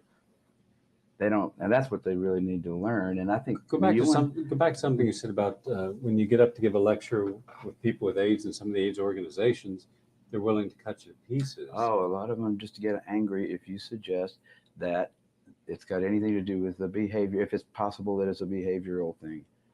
There was these guys that lived next door to me in Berkeley a long time ago, and they were homosexuals, and we played cards together out in front a long time, and then the bathhouse stuff started happening. Those guys started going over to the bathhouses, and I was waiting for the heterosexual bathhouses to happen, but they never did. So I didn't go over there. But I noticed over a couple of years that those guys got paler and thinner. But they're coming in at 5 in the take a little amphetamine, go to work, don't eat very much, come home at night, head out to the bathhouses. I mean, it was a fascinating place to be at that point. That was a wonderful time in their lives. And I mean, I sort of regretted that I wasn't a homosexual myself. But I saw that those guys were sick. I mean, I could tell just by looking at them, because I'd known them before they started doing that. They weren't normal, healthy males between the ages of 24 and 45. It was obvious to them, I think, that they were abusing themselves. I mean, if I go 2 nights without sleep, I know I've done something bad to my health. My little cuts don't heal quite as well if I don't sleep, and all kind of things. Everybody knows that. Those guys somehow decided when they started dying that it wasn't their lifestyle, which was radically different from other people's, that was causing it. It was something else. And then here comes here comes Gallo and Mountainier and the NIH saying, that's right, it's something else. It's something you didn't have. You're not responsible for it. You're just the beginning of it. We're all going to get it. And they liked that so much because they said, we can go right ahead and do what we're doing. We just have to do a few little things differently, and then we'll be okay. They cling to that, and they think if you suggest that it's their activity, the way they live their life, that you're a homophobe or something. You're some kind of an idiot. There's something wrong with you. There's some of them that aren't that stupid, but there's a lot of them that are religiously associated with the notion. They believe in the notion that it is an infectious thing that will eventually sweep across the planet and kill everybody. That's what they've been hearing that, and they like that better than the idea that maybe this experiment, in a radically different style of life, failed. Maybe there were some things lurking in there that weren't really going to work. And it seems reasonable when you start doing a whole lot of different things that something might just go wrong. I mean, it's a complicated system. A whole bunch of people just quickly changing all their habits and starting to do all kinds of things that they haven't done in generations before. Have you ever had a time in your life? I want to add on to some. I want you to go a little further, but in a little different way. Have you ever had a time in your life where you really burned everything out? You just couldn't stop whatever you were doing. I mean, if it was having sex or staying up late or drinking or whatever, maybe for a week or 2 weeks, you just went on a real rip. Last week. How did it feel? Yeah, I felt. I want to get a Coke out of here, okay? Yeah.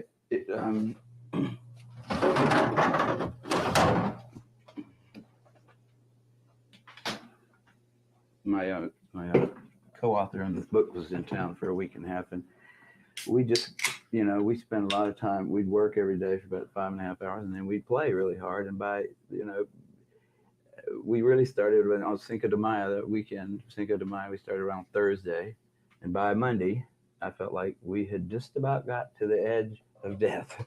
That if we went any further with that kind of with no sleep, no real food, lots of tequila, just, crazy, wonderful women just happened to be coming through all the time. And it was a lovely time. But I knew, and David did too, we got to the end. If we'd go and push that any further, it would be really bad. So I don't do that very often. Okay, but no, wait, I'm not finished yet. All Okay. right, that's the first part. Now, let's say that we gave you hepatitis, not once, not twice, but 5 times. And then when you woke up in the morning, before you had the cigarettes and the alcohol, we gave you a handful of antibiotics. Let's say we gave you a bunch of penicillin. And then we also gave you some rectal infusion of sperm, which we know is immunosuppressive. And we also gave you every kind of drug imaginable, ecstasy and poppers, so you could keep having your erections and sex all night. Let's say you just didn't have 2 or 3 sexual acts. Let's say you had 5, 10 sexual acts per night. But it didn't end on the day that you and your buddy felt that it was going to end. You did that for the next 2 years, every day. I would not expect to live through it. I wouldn't expect to live through even the minor incursions that I make into, like, riotous living, if I kept it up very long. I know I can't. I could go without sleep for 2 nights, and then I start bumping into things. I can start dropping things. I know I'm really. I don't mean going completely without sleep. I mean, like, going to bed at 3:30 and waking up at 6 o'clock to go surfing, that kind of thing. That's not enough for me. I need more than that. I need to have, a fairly decent diet, I think. Well, then where is the surprise of guys who did this for 3 and 4 years at the same level and more intense than you did, and now they come down with one of these 29 or multiple 29 opportunistic infections? I don't think they Where should is have the been surprise? Those guys that live next door to me, I talked to them. They were. I said, "You guys looking awfully pale. Aren't you ever out in the sun anymore?" And the answer is no. We're working, or we're in the on the weekends, we're hanging out at the bathhouse, and it's fun. Why don't you come over there? We'll show you. But I don't think anybody should have been really surprised. That's the shock of the whole thing. Actually, when you look back and say, why did they think it was just some virus that this guy Montagnier pulled out of a lymph node? He could have pulled anything out of that lymph node. It probably had 100 different things in there that he could have identified. Just pulled out. Now, why did anybody fall for that? They wanted like hell to keep going, doing what they were doing. You get used to things. I think they didn't start all that stuff on one day. They started a little at a time too. They didn't all of a sudden one day say we're going to go from being like clean cut kids that get 3 square meals a day and 8 hours. But they just slowly started picking up more and more riotous kind of living, and it you get used to things, I guess. And then I don't know, somebody put the suggestion out. The CDC wanted they did want to have a plague, and it was a good, it looked like a nice possibility, and they went for it. Remember the actor Errol Flynn? He was a Errol Flynn. swashbuckler. He was in, Robin Hood and Captain Blood, and Yeah. he died on his 50th birthday, or around his 50th birthday. He was only 50 years old. He was so burnt out, so washed out, that when the doctor he died up in Canada, when the doctor did an autopsy, couldn't believe that he was alive for the last 5 years. His liver was totally sclerosed. His heart was completely shot. He had atheroid arterial sclerosis. He had it all. And he looked about 90. Now, he drank every day. He smoked every day. And he lived a fast life. He also did some drugs. There's a good example of what would happen to a heterosexual in a very relatively short period of time. It took him about 20 years to do that. And so then you triple what he was doing, and you can speed up the process. We have a lot of models for in the heterosexual community for people who have destroyed themselves without needing a virus to do it. We have a lot of things lifestyle we can show does. So now we say lifestyle is not a part of it. And that always amazed me that everybody bought that. It was the easiest solution. I mean, it's the easiest explanation for those people who were starting to get all these diseases to accept, because the other one would have said, you maybe are going to have to modify your behavior. Now, we don't know exactly what it is you're doing that's wrong, but you might ought to think about, dropping a few things and seeing if what is it that's making you sick. I just can't imagine people that were doing that kind of stuff that weren't aware that it was the things they were doing that were doing it. And I mean, it's so obvious to me when I go without sleep for 2 days that that's what's causing me to bump into things or forget things or have a little sore on my finger that should have healed really quickly. It didn't. It's obvious to me when that happens. But why not just look at all the other gays who were not living that kind of life, who never got HIV or AIDS? Mm-hmm. Well, only 2% of the gay population have tested positive for HIV or AIDS. Well, that's so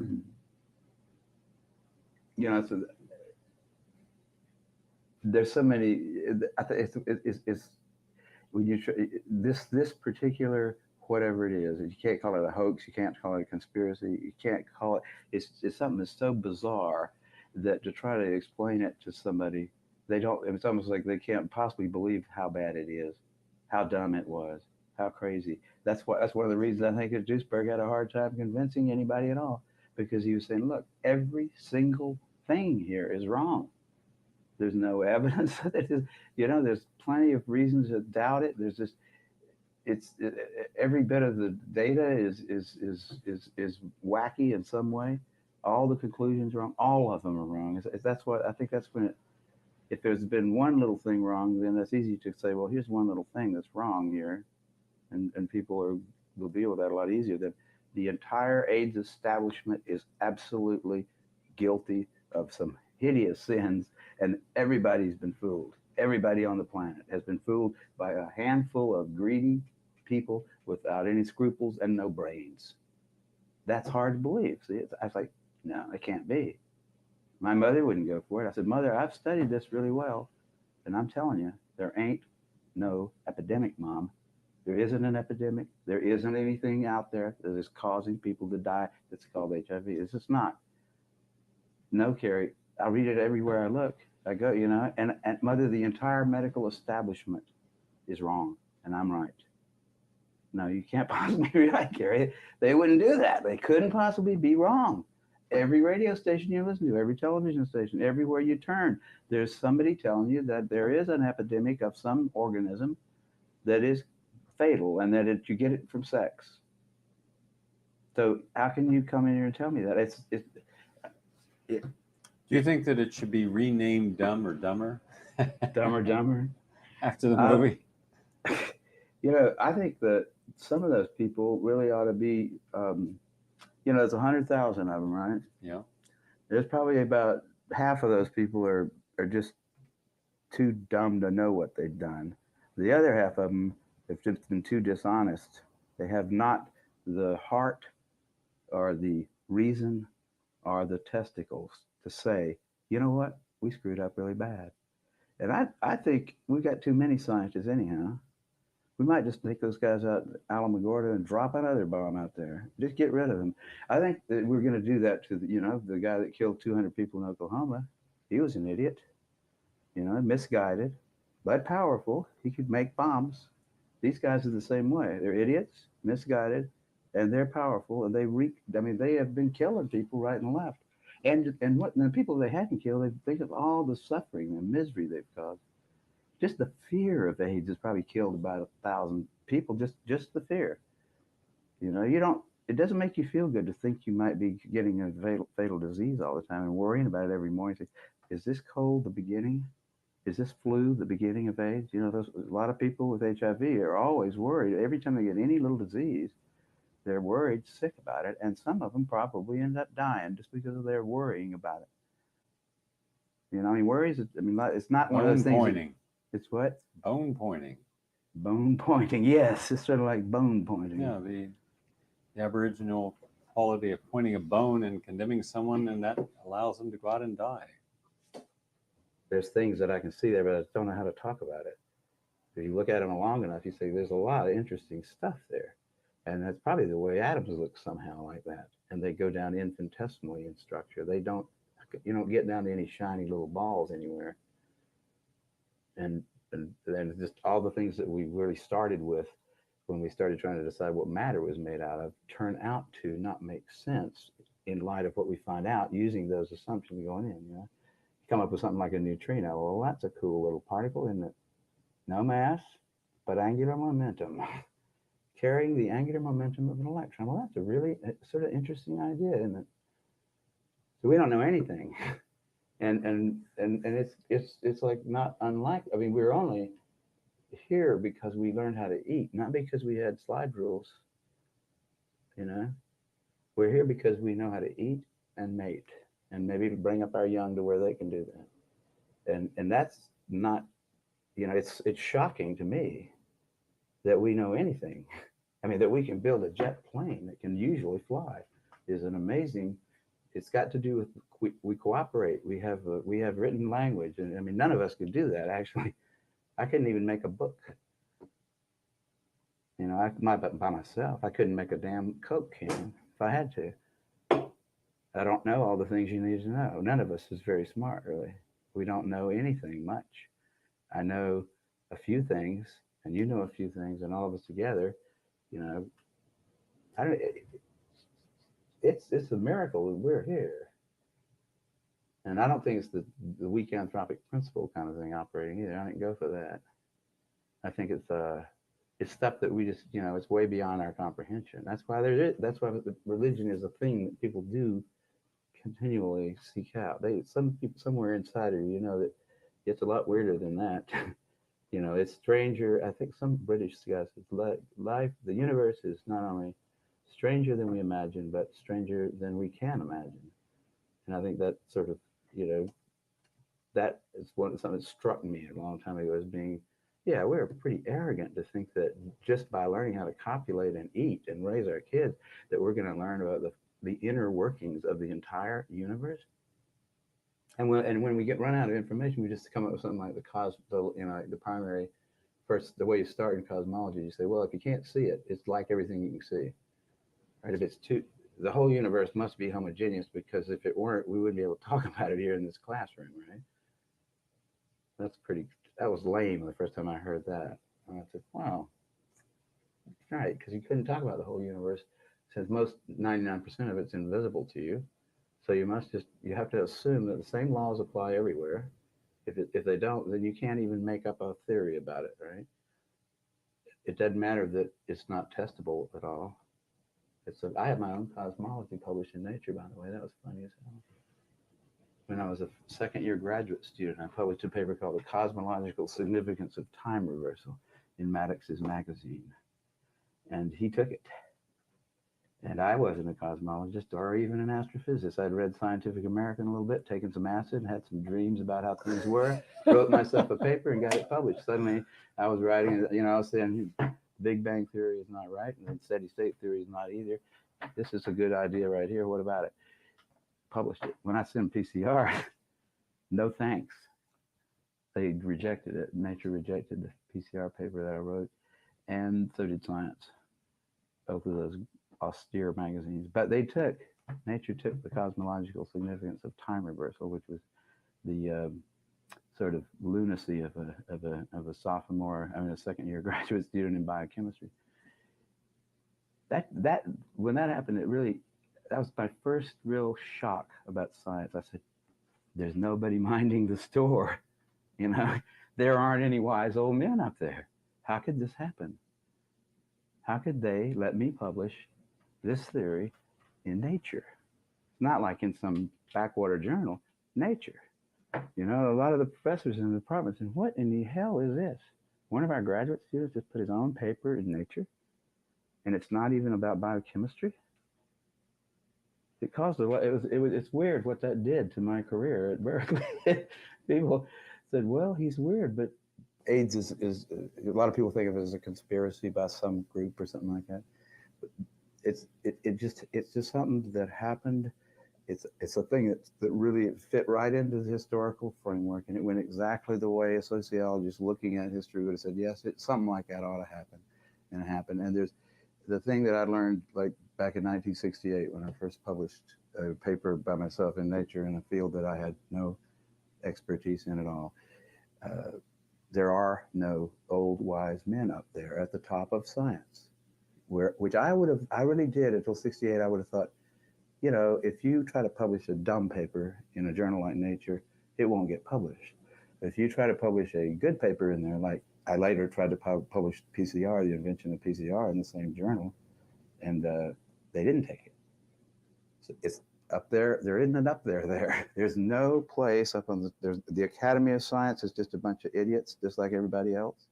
The editors of journals, austere journals even, they're just busy with their little lives and stuff. There are no old wise men up on the top making sure that we don't do something really dumb. And we are kind of like the children of the apes that we came from. We're naive, and none of us even knows how to make his own shirts.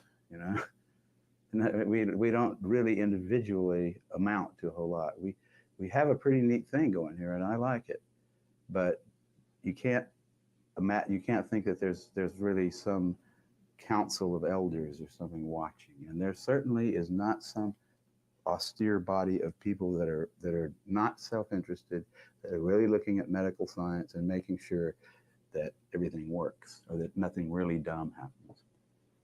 We're on our own here. Kary, what would happen if half the scientists in the United States came here, could live right across the street from the Pacific Ocean, see beautiful sunrises, sunsets, have a lot of nice sex, have a refrigerator with beautiful women with nice bodies, hang out with some good people, and enjoy this kind of lifestyle? You think you get a little different? Would they be different? Would they be different? No, I think people are gonna, we're really bound to remain human. Human is what we are, and human is, we have foibles, right? Our warranty runs out probably when we're about 35, for one thing. We're old wise men were not involved in evolution because they didn't exist. I mean, there weren't any people over 35 probably until at least 100,000 years ago, when people started carrying things around that they could bash animals with and stuff like that. I mean, old wise men are kind of a new development. Old wise women are a new development. We're very, so, and I think the humans will always just be, we have to think of ourselves as a bunch of kids. I mean, I think there was a real, somewhere back in there when we came out of the trees and hit the ground, there was a neoteny kind of an event where we stopped growing up. We were babies of the apes that got old enough. We got capable of reproduction. You know what I mean? That something had to happen there to keep us, to make that transition. And if we look around and think of ourselves as kids, just a bunch of kids, then I think we see much better who we are than if we think of ourselves as being, mature. I always think of myself as a kid. I roller skate, and I play, and I love the little kids to play with. And I don't ever think of myself as mature at all. And I think that that's a better way of looking at humans than that as they start looking older, that they somehow get wiser, because it's not my experience. They do. Kary Mullis, fun talking with you. Well, it was a pleasure talking with you. Let's go get something to eat.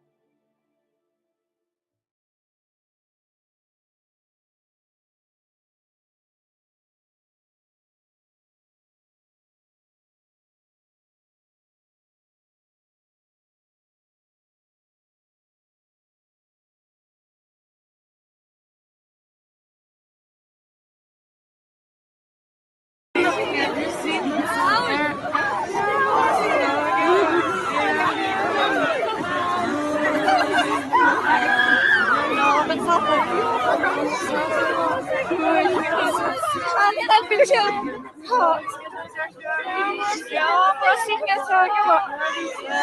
Jo, fajn.